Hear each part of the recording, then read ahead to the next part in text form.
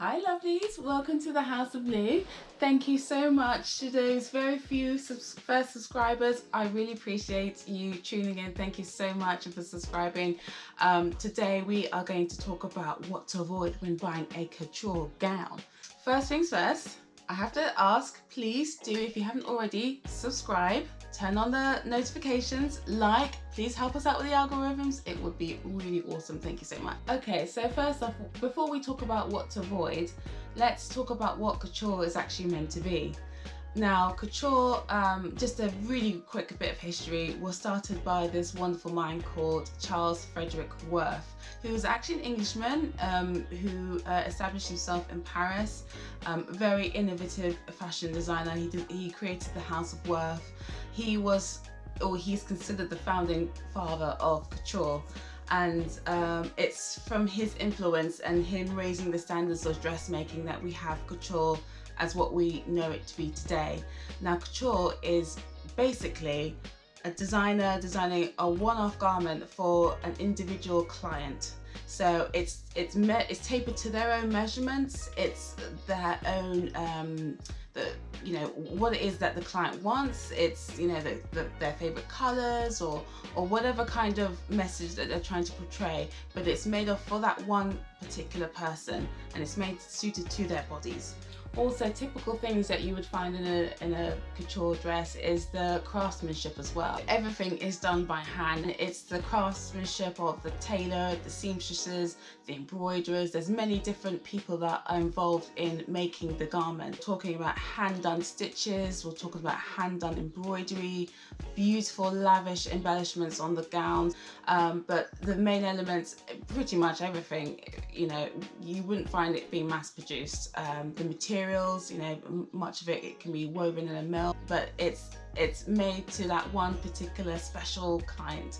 So now that we've discussed a little bit about what couture is meant to be, let's talk about what to avoid.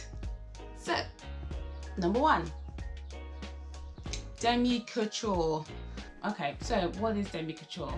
So for instance, you can walk into a very high luxury retail store and you're trying on a fabulous dress and then you ask them, is this couture? And they say, yeah, kind of, it's demi couture.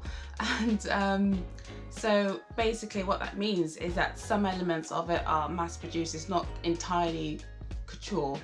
And just be very careful about that, because I've had a few instances myself where I've gone into a retail store and the salespeople, of course they were just doing their job and there's nothing wrong with that, but they were talking about the elements of how everything was handmade, but I could clearly tell there are elements that weren't handmade and they were trying to fob me off and say they were handmade. There's just certain things you can tell from a trained eye, or even not a trained eye, that you can just see and think, no, something's not quite right here. This is made by a machine. This is, somebody's mass produced this. So be very careful and watch out. Maybe ask a few more questions just to see if they really know what they're talking about. Another thing you've got to consider with demi couture, and remember the reason actually why you would buy a couture dress is it's a one-off dress. It's made for you. But demi couture can't offer that because there's going to be several versions of that dress, or several numbers of that dress, shall I say, in different sizes. So technically it's not couture.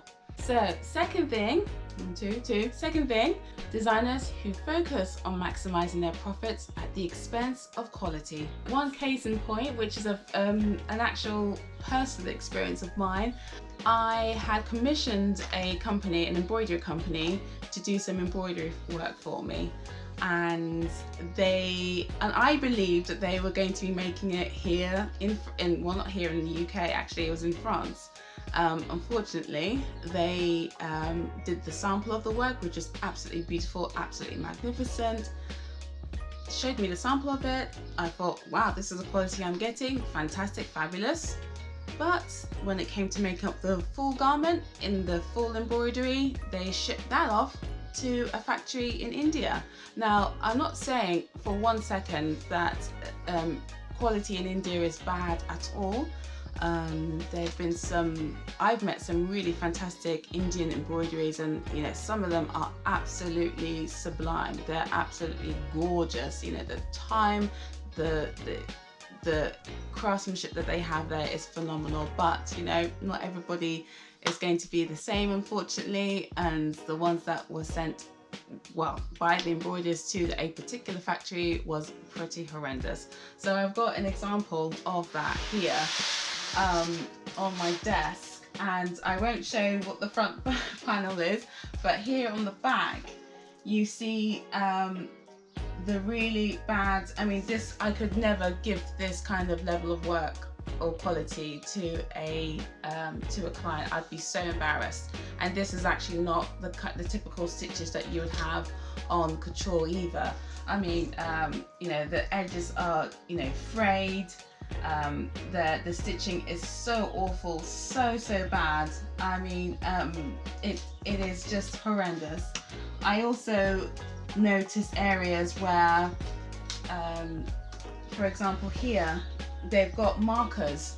So they've got like a masking tape markers where they have to put on which areas that they're going to embroider and which areas that they're not. It's a simple marker, and normally you would take it off when you're done, once you've identified where you need to sew and where you don't need to sew.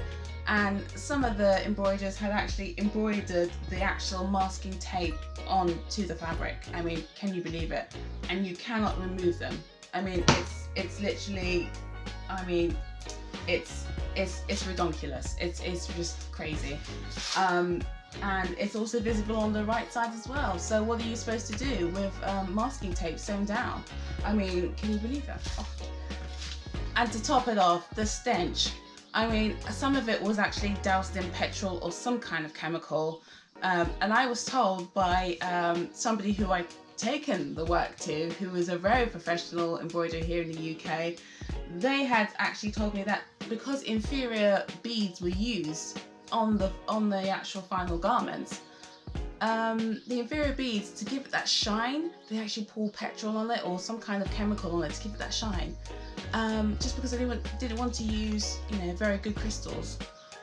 And so I've got this kind of work here smelling of doused petrol. It's just, I mean, how could I give that to anybody, let alone even use it? It's kind of just useless, isn't it? And that was thousands of pounds down the drain. So just trying to warn you guys here, not everybody's the same. There are some fantastic people out there, but please, if you can, avoid the charlatans, avoid the people who promise you know, good and quality work. Make sure that you can in some way see the production, go out and visit and see what they're doing, so that you don't get scammed like I was and end up with work that is really shoddy, loose stitching, masking tape sewn into it with bad stitching. I mean, what a waste. Hey ho. So avoid number 3, full payment up front. Now come on. Sorry. Some design houses have different structure. I'm not saying what mine is at the moment is an exact science or an exact way that everybody should do it, but I think it's pretty fair. So 50% upfront as a deposit, 30% once the actual toile is done, so you've got the, you know, the made up dress in its draft form, and then 20% on completion. That's fair. Okay, so avoid number 4, buying pre-designed dresses intended for the runway. Now, there's nothing wrong with buying runway gowns or outfits. Some of them are some of the world's most magnificent dresses, but just remember, it's not unique then. It's on show, everybody can see it, it's accessible to everybody. Sorry, not couture. And just remember, as I mentioned before, couture is meant to be for that one person. It's supposed to be unique to that one client. So if it's on the runway, then it's not unique to anybody. It's there for whoever will buy it first, or second or third. 5, buying a second-hand couture dress. Now, as I've mentioned already, I'm sorry if I said the same thing, couture is made for that one individual client, one person's body. So you bought a second-hand garment, and it was intended for somebody else.